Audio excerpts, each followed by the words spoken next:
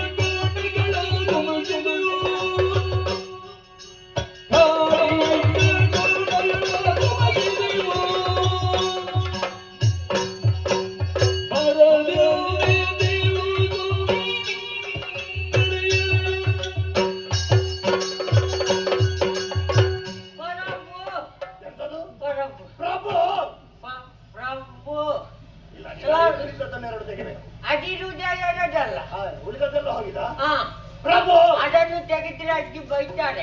ಅಜ್ಜಿ ಹೇಳಿದ್ದಾರೆ ನಿನ್ನ ಮುಖದಲ್ಲಿ ವಾಟ್ಸಪ್ ಇರುವುದೇ ಅದರಲ್ಲಿ, ವಾಟ್ಸಪ್ ಇರುವುದೇ ಅದರಲ್ಲಿ.